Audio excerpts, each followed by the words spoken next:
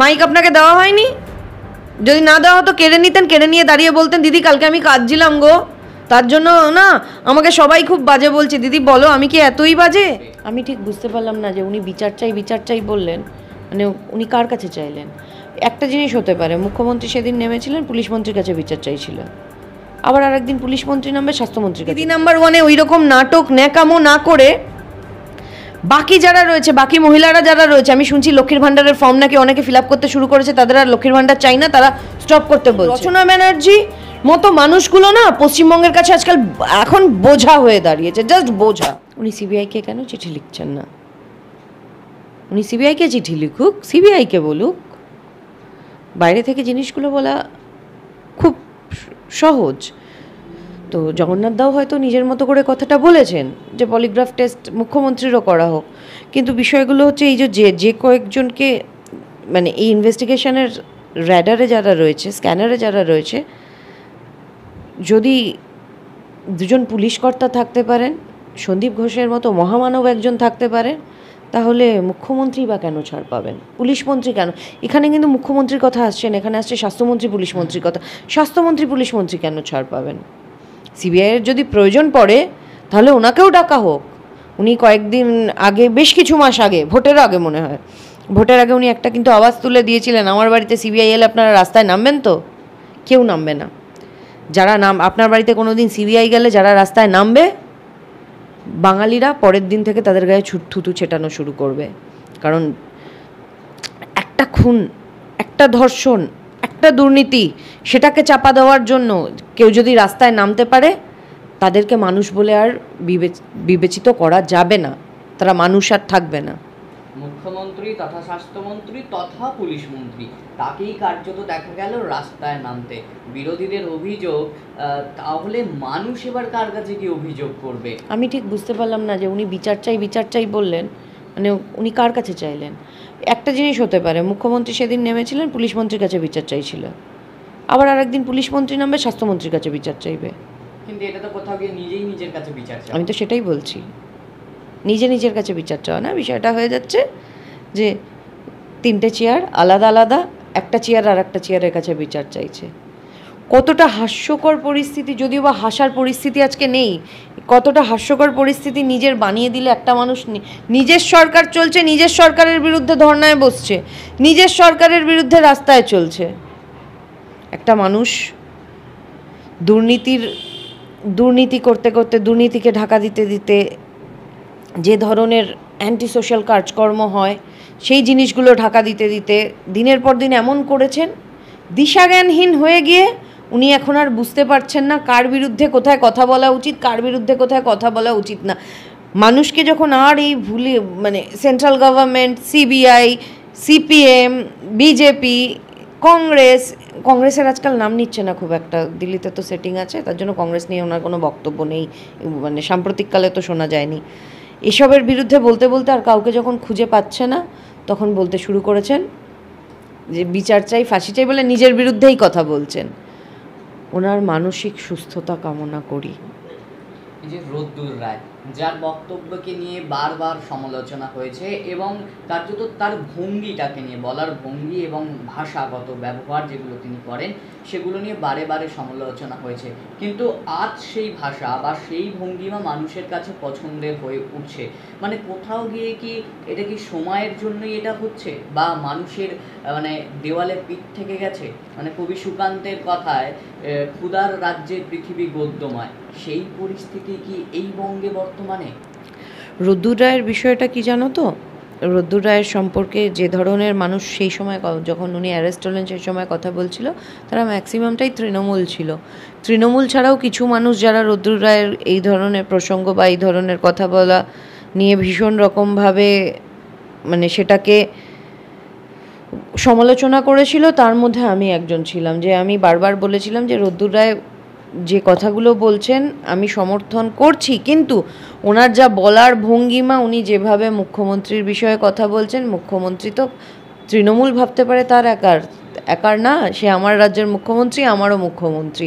আমার যদি তাকে সমালোচনা করার অধিকারটা আমার গণতন্ত্র দিয়ে থাকে, তাহলে অন্য কেউ যদি এই ধরনের মন্তব্য করে তাকেও মানে তার সমালোচনা করারও কিন্তু আমার কাছে অধিকারটা রয়েছে, কিন্তু এখন প্রাসঙ্গিকতাটা তোমায় ভাবতে হবে এই পরিস্থিতির।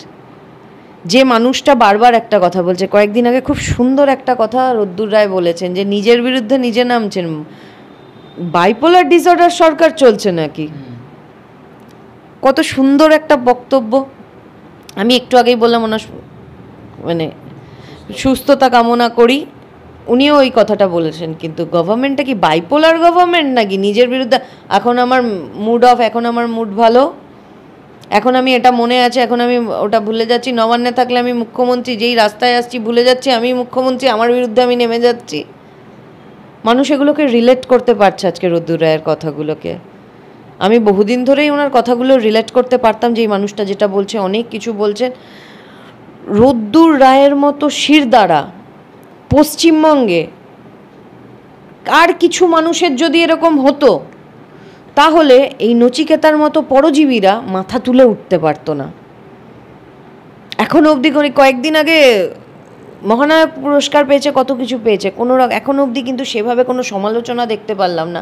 মানুষকে বলতে হবে রোদ্দুর রায়ের ভাষাতে না হোক নিজের ভাষাতে, সবার ভাষা এক হবে সেটা ঠিক না, ভঙ্গিমাও আলাদা হবে, কিন্তু মানুষকে বুঝতে হবে আমি কোন জায়গার ঠিকটাকে ঠিক বলবো, ভুলটাকে ভুল বলবো। রাষ্ট্র যদি ভুল করে, ভুলটা সে ভুল। আমি 4টে প্রাইজ পাবো বলে, আমি 4টে অ্যাওয়ার্ড পাবো বলে, আমার সংসারটা রাজ্য সরকারের ভাতাতে চলবে বলে আমি চুপ করে থাকবো, এটা হতে পারে না। আজকে এই দিনটা হয়তো কেটে যাবে, অন্ধকার কাটবে না। এই মানুষগুলো, এই নচিকেতার মতো যারা মানুষ রয়েছে, আমি একটা সময় না, এখনও আমার ফোন খুললে না ওনার প্রচুর গান আমার ফোনে রয়েছে। আমি গায়ক নচিকেতার একটা খুব বড় ভক্ত ছিলাম।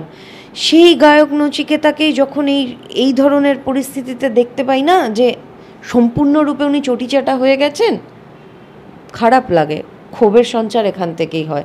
তখন ভাবতে বাধ্য হই আমরা যে তাহলে তো কথাটা ঠিকই, মানুষ আমি, মানুষ উনিও, শিরদাঁড়ার মধ্যে খালি তফাৎ আছে। সেদিক থেকে তো যখন তৃণমূলের সাংসদ নির্বাচিত হলেন রচনা বন্দ্যোপাধ্যায়, তারপরেই তাকে মহানায়ক সম্মান দেওয়া হলো, দিদি নাম্বার 1। সেটাকে তো বয়কট করছে মানুষ এখন। করা তো উচিত, করা উচিত। দিদি নাম্বার 1-এ যারা এখনো অবধি গেছে, আমরা ওখানে কি শুনেছি, ম্যাক্সিমাম শুনতাম যে মানুষ নিজের দুঃখের কথা বলছে। মহিলারা, বিভিন্ন প্রান্ত থেকে মহিলারা দুঃখের কথা বলছেন, নানান রকম কথা বলছেন, যে তাদের লড়াইয়ের কথা বলছেন, অদম্য জেদের কথা বলছেন, কোন কোন প্রতিকূলতা থেকে, কোন কোন জায়গা থেকে মানুষ উঠে এসছে। আর এমনভাবে রচনা ব্যানার্জি, উনি তো অভিনেত্রী, খুব ভালো অভিনয় করতে পারেন, এমনভাবে দাঁড়িয়ে দাঁড়িয়ে আরে কি হলো, মা তাই কি করে হলো, এই ধরনের সব সময় উনি মানে কি বলবো এক একটা করে অভিনয় করে দেখিয়েছেন। আর এখন কাঁদতে গেলে ওনাকে সম্পূর্ণভাবে মেকআপ করে আসতে হয়।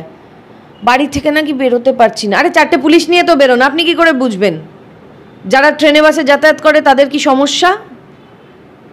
এমনিতে কয়েকদিন আগে ওনার হুগলিতে এসে বলে গেছেন যে এমনিতে সব ঠিক আছে, খালি 2টো ঘর আছে, সেখান থেকে চাই যদি খুলে পড়ে তাহলে এটাই একটা সমস্যা। মানে এমনি সব ঠিক আছে, মাথার উপর ছাদ ভেঙে পড়ে গেল, সেটা ঠিক আছে। যেখানে থাকেন ওপর থেকে না, আপনার জানলা থেকে নিচে যে মানুষগুলো থাকে তাদের ঘরগুলো আপনাদের খুব ছোট লাগে। আপনারা কিসের নিরাপত্তাহীনতা? যদি এত নিরাপত্তাহীনতা, তারপরে যেদিন এই ভিডিওটা করলেন তার পরের দিন মুখ্যমন্ত্রীর পাশে নির্লজ্জের মতো কি করে দাঁড়িয়েছিল? মাইক আপনাকে দেওয়া হয়নি? যদি না দেওয়া হতো কেড়ে নিতেন, কেড়ে নিয়ে দাঁড়িয়ে বলতেন দিদি কালকে আমি কাঁদছিলাম গো, তার জন্য না আমাকে সবাই খুব বাজে বলছে। দিদি বলো আমি কি এতই বাজে? আমি তো খালি এটুকুই বলেছি, আমি বাইরে বেরোলে বাড়ি ফিরবো কি করে, কারণ আমার সাথে যদি কালকে এই ধরনের কোনো রকম ঘটনা ঘটে দিদি, তাহলে তো তুমিই আবার তৎপর হয়ে যাবে, বা আমার আশেপাশে কারোর সাথে যদি এই ঘটনা ঘটে তাহলে তো তুমিই তৎপর হয়ে যাবে আবার তথ্য প্রমাণ লোপাট করতে। আমি কি কিছু ভুল বলেছি? দিদি কেন বলতে পারলো না? এদের শিরদাঁড়ার অভাব না? সেই দিদি নাম্বার 1-এ ওই রকম নাটক ন্যাকামো না করে বাকি যারা রয়েছে, বাকি মহিলারা যারা রয়েছে, আমি শুনছি লক্ষ্মীর ভাণ্ডারের ফর্ম নাকি অনেকে ফিল আপ করতে শুরু করেছে, তাদের আর লক্ষ্মীর ভাণ্ডার চাই না, তারা স্টপ করতে বলছে। বাকি যারা রয়েছে তারা মানে মহিলারা, তারা দিদি নাম্বার 1 বয়কট করুন, কালকে কাঁদছিল যে মহিলা, সে নাকি নিরাপত্তাহীনতায় ভুগছে, বাড়িতে ঢুকবে কি করে, বাড়িতে ফিরবে কি করে সে জানে না, কি কান্না হারে। তারপরের দিনই সে আবার যেই ঘটনাটা ঘটার পরে তথ্য প্রমাণ লোপাট করার জন্য যে সব থেকে বেশি দায়ী তার পাশে দাঁড়িয়ে হাততালি দিচ্ছে। উনি বলছেন নির্যাতিতার ফাঁসি চাই, এও হাততালি দিচ্ছে, হ্যাঁ নির্যাতিতার ফাঁসি চাই। তাহলে এদেরকে কি বলবো, এদেরকে মানুষ কি করে বলবো? একজন এমপি বলবো, একজন মহিলা বলবো, একজন আমার সহনাগরিক বলবো, সেগুলো তো পরে বলবো। আগে তো তাকে বোঝাতে হবে যে আমি মানুষ, আমার একটা শিরদাঁড়া আছে। এটা তো সেটাই বলতে পারছে না, মানে মানুষকে দিয়ে বলাতে পারছে না, বা সেই রকম কাজ করছে না যাতে মানুষ এই কথা বলতে পারে। সুতরাং এই রচনা ব্যানার্জি মতো মানুষগুলো না পশ্চিমবঙ্গের কাছে আজকাল এখন বোঝা হয়ে দাঁড়িয়েছে, জাস্ট বোঝা। সায়নী ঘোষ বা মহুয়া মৈত্রকে তো এই প্রতিবাদে দেখা গেল না। আমি এখন আবার এখানে যদি কিছু বলি তোমাদের চ্যানেলটা উনি কিন্তু ব্লক করে দেবেন। কয়েকদিন ধরে মহুয়া মৈত্রর পিআর টিম একটা খুব সুন্দর কাজ করছে, যে কেউ টুইট করে এক্স হ্যান্ডেলে তাকে কোনো কোয়েশ্চেন করছে, সাথে সাথে অ্যাকাউন্টটা ব্লক করে দিচ্ছে। আদানি নিয়ে কত বড় বিপ্লব, কত কিছু কথা, আমি সেই কত বিপ্লব, এখানে চুপ। আর সায়নী ঘোষকে নিয়ে আলাদা করে আমি কিছু বলবো না। একটা সময় একাডেমি অফ ফাইন আর্টসের সামনে সায়নী ঘোষ কী বলেছিল মমতা বন্দ্যোপাধ্যায়কে আমরা জানি।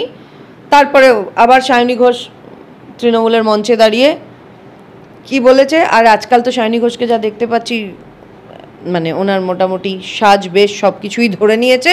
আস্তে আস্তে ওই রকম মিথ্যে কথা বলাও সায়নী শিখে যাবে, শিখে অলরেডি গেছে। আগে নাহলে 2 বছর আগে যে মানুষটাকে আমি গালাগালি বললাম যে যেখানেই যাব মমতা বন্দ্যোপাধ্যায়ের ছবি দেখা যাবে, এমনি ছবির থেকে পোস্টারে মমতা ব্যানার্জির ছবি আগে দেখতে হবে, এটা কোন ফিল্ম ফেস্টিভ্যাল চলছে, এই ধরনের মন্তব্য সে করেছিল, নানান মন্তব্য করেছিল।